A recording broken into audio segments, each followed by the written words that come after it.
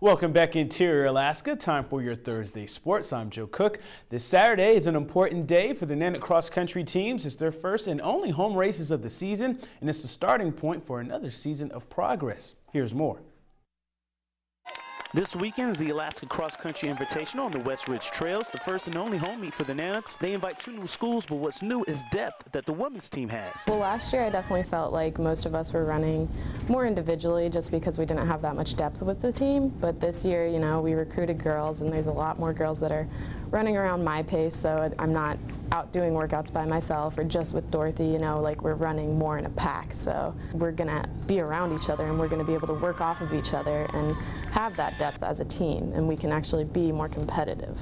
Senior Ross McDougall thinks a change made in the offseason will help the men's team in 2014. Another big change has been the spring training that we've had, because in the past it's been mostly individual training, but through this past spring we've had team practices, a lot of speed workouts. We carried a lot of momentum through the summer, and the summer went by quite fast, you know, so we're just kind of cruising right in there. The women's team has 3 freshmen joining 5 sophomore returners, and the men's squad has a good mix of underclassmen with 3 seniors. Head coach Scott Jerome is honest in that his team is a couple years away from being GNAC contenders, but every year they aim to improve. That's my goal ultimately, is that they have personal success, that they have they set PRs, and that they have the best races that they can have at the end of the season.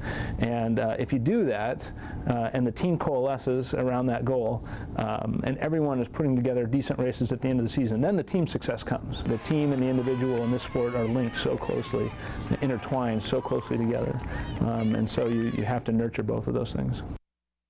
Now we focus on history being made for interior high school sports. Last night at West Valley High School was the first ever girls flag football game between local high school teams, and it was the Dog Bowl, the Malamutes and the Wolfpack. It was a game that turned out to be about defense for both squads. The first half went scoreless, but midway through the third quarter, defense returned to offense as Mariah Nelson, the freshman, snatches an interception, and that's to the crib. The first touchdown in interior flag football history is a 76-yard pick six for the Malamutes.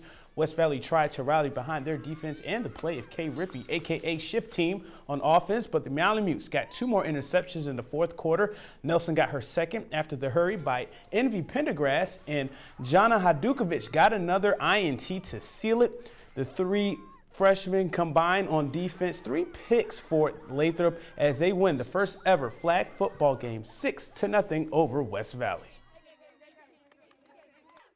To make a touchdown in flag football for Fairbanks is very exciting for me. It's definitely in the history book for me. I'm just very glad that I got to experience being one of the first flag football players here, and having a great team, always confident. Today our defense was great, on point, I guess you could say, but our offense wasn't too good, so next game we'll definitely work on that. Being it was the first time they were out there, I think they did an excellent job coming from where we started from a couple weeks ago. Some of these girls knew nothing about football. These girls, they love football. Like, they really are coachable, and they're anxious to learn the game, so it was beautiful. And the rematch of all rematches takes place on Saturday. Too bad it's not in the interior. The Allison Ravens, ranked number 2 in the medium and small schools poll, will face Nikiski in Nikiski this weekend. The Bulldogs are ranked 3rd. Both teams are 3-0. No love lost between the schools. Allison beat Nikiski to clinch the state title back in 2012. Now, the last time these teams met, the Bulldogs ended Allison's 2013 season in the small school semis with a 38-20 win. That game was tied 20-20 at the half. Last week, Nikiski shut out Monroe 40-0, and Allison shut down Vosnesenka 77-0. Allison running back Anthony Griffith had the 2nd most rushing yards in Alaska high school football history in that game with 424, but the Ravens executed in all 3 phases. Now they know it's going to take a little bit more to defeat a team they have a lot of history with. It's fun. Yeah, it's very fun because you're having a lot of competition. You got to step up your game and play at the highest level you can. When everything's clicking, we're as good as the best of them. You know, we can get hot at any moment, so they definitely got to be, you know, aware of that. As to my performance, I'll just, you know, whenever I get the ball, I'll do as best I can. I'm not promising anything, so. the history has shown that, you know, if you can get this first one, it leads to good things at the end of the season. So, you know, they're doing this, putting in the same hard work we are this week, and you know, they're well coached down there. We got to go down there, we got to bring our A game, got to be prepared.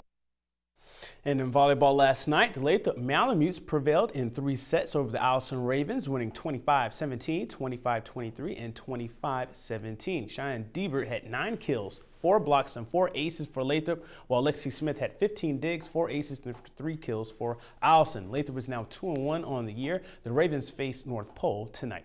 And that's a wrap for sports. Your full weather forecast with Mike Schultz is coming up next, and we'll catch you next time.